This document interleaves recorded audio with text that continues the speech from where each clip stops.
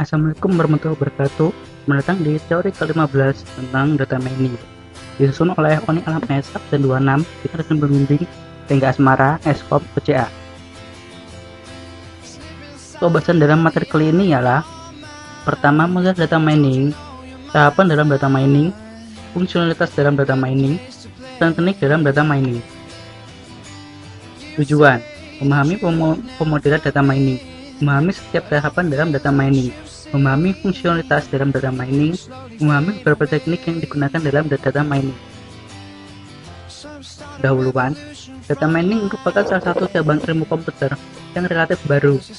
Sampai sekarang diperdebatkan tempat data mining di bidang ilmu mana, karena kan data mining menyangkut database, jaringan buatan, AI, statistik, dan sebagainya. Suatu pihak berpendapat bahwa data mining tidak lebih dari machine learning atau analisa statistik yang berjalan di atas database. Dengan di pihak lain berpendapat bahwa database berperan penting di data mining, karena data mining mengakses data yang ukurannya besar dan adanya peran penting database terutama dalam optimalisasi query-nya. Definisi sederhana dari data mining adalah ekstraksi informasi atau pola yang penting atau menarik dari data yang ada di database yang besar. Dalam jurnal ilmiah, data mining juga dikenal sebagai nama Knowledge Discovery in Database atau KDD. Latar belakang, kehadiran data mining dilatar belakang dengan problema data explosion yang dialami akhir-akhir ini, di mana banyak organisasi telah mengumpulkan data sekian tahun lamanya, termasuk data pembelian, data penjualan, data nasabah, data transaksi, dan sebagainya. Hampir semua data tersebut dimasukkan dengan menggunakan aplikasi komputer yang digunakan untuk menangani transaksi sehari-hari yang kebanyakan merupakan OLTP atau Online Transaction Processing. Model data mining. Dalam perkembangan teknologi data mining, terdapat model atau mode yang digunakan untuk melakukan proses penggalian informasi terhadap data yang ada. Menurut IBM, model data mining dapat dibagi menjadi dua bagian, yaitu verification model dan discovery model. Model data mining, verification model. Model ini menggunakan perkiraan atau hipotesis dari pengguna dan melakukan tes terhadap perkiraan yang diambil sebelumnya dengan menggunakan data-data yang ada. Penekanan terhadap model ini adalah terletak pada user yang bertanggung jawab terhadap penyusunan perkiraan atau hipotesis dan permasalahan pada peta untuk meniadakan atau menegaskan hasil perkiraan atau hipotesis yang diambil. Discovery model. Model ini berbeda dengan verification model, di mana pada model ini sistem secara langsung menemukan informasi-informasi yang tersembunyi dalam suatu data yang besar. Data-data yang kemudian dipilah untuk menemukan suatu pola tren yang ada dan keadaan umum pada saat ini tanpa adanya campur tangan dan tuntutan dari pengguna. Temuan ini menyatakan fakta-fakta yang ada dalam data-data yang ditemukan dalam waktu yang sesingkat mungkin. Sebagai contoh, misalkan sebuah bank ingin menemukan kelompok-kelompok pelanggan yang dapat dijadikan target suatu produk yang akan dikeluarkan. Kebutuhan dan tantangan dalam data mining. Hal-hal yang harus diperhatikan pada data mining adalah sebagai berikut. Pertama, penanganan berbagai tipe data, efisiensi dari algoritma data mining, kegunaan, kepastian dan keakuratan hasil, ekspresi terhadap berbagai jenis hasil, memperoleh informasi dari sumber-sumber data yang berbeda, proteksi dan keamanan data. Tahapan dalam data mining digambarkan sebagai berikut. Tahapan dalam data mining. Tahapan yang harus dilalui dalam proses data mining antara lain proses data relasional, ekstraksi data, transformasi data, pembersihan data, bentuk standar, reduksi data dan feature, menjalankan algoritma.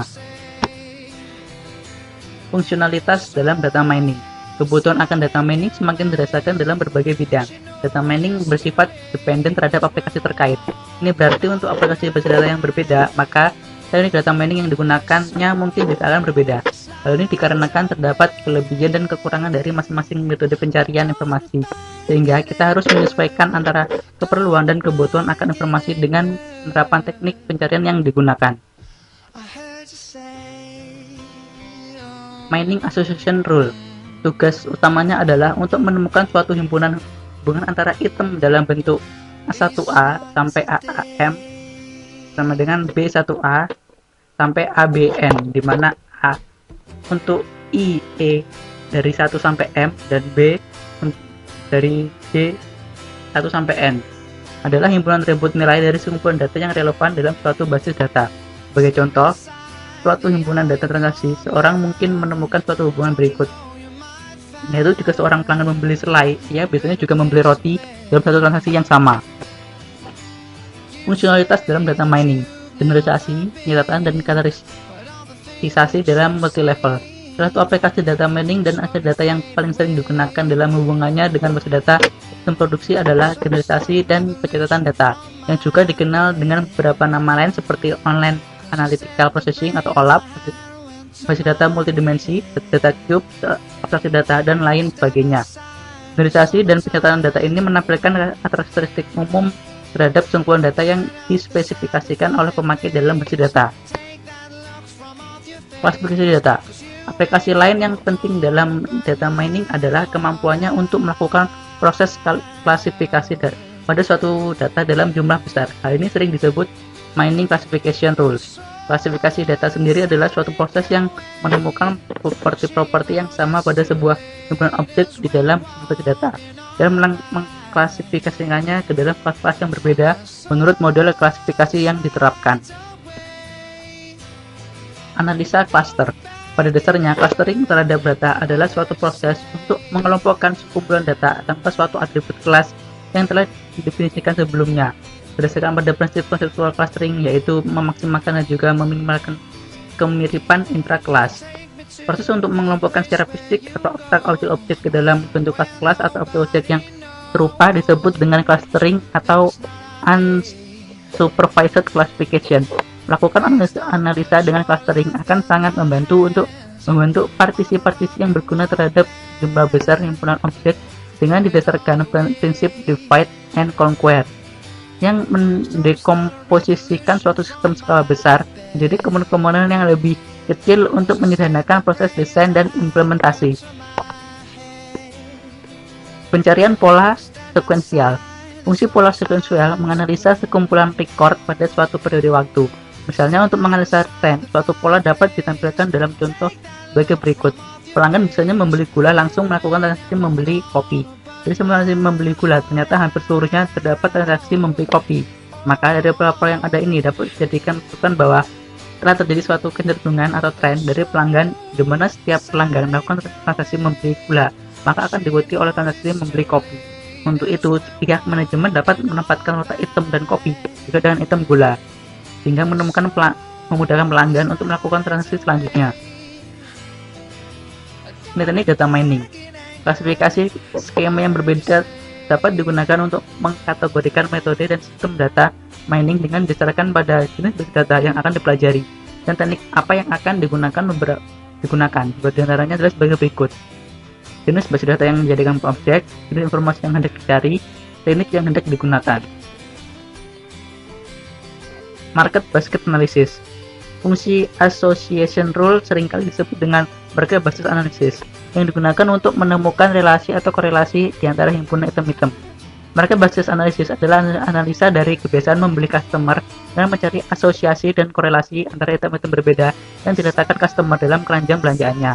Fungsi ini paling banyak digunakan untuk menganalisa data dalam rangka keperluan strategi pemasaran, desain katalog, dan proses pembuatan keputusan bisnis. Market based analysis lanjutannya. Apa itu kaidah asosiasi? Kaidah asosiasi itu penambangan. Pertama kali diusulkan oleh Agrawal, Imelinsky, dan Swamy. Diberikan suatu database transaksi. Transaksi adalah suatu himpunan item-item. Dari seluruh kaidah asosiasi yang memenuhi kendala minimum support dan minimum confidence yang diberikan user. Contohnya, 30% dari transaksi yang memuat bir juga memuat pokok 5% dari transaksi memuat item-item berikut. 30% confidence dari kaidah ini, 5% support dari kaidah ini. Kita lebih berminat untuk mencari seluruh kaidah ketimbang memeriksa apakah suatu kaidah berlaku. Algoritma a priori. Algoritma a priori yang bertujuan untuk menemukan frekuensi item set dijalankan pada sekumpulan data.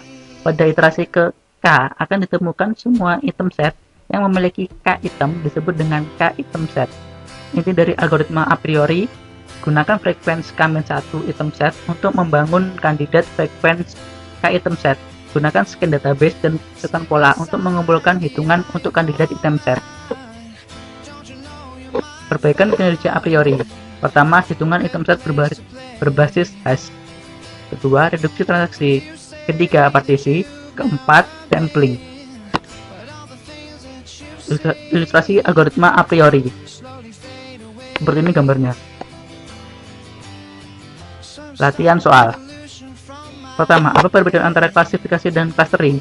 Klasifikasi data adalah suatu proses yang menemukan properti yang sama pada sebuah himpunan objek di dalam sebuah basis data dan mengklasifikasinya ke dalam kelas-kelas yang berbeda menurut model klasifikasi yang diterapkan.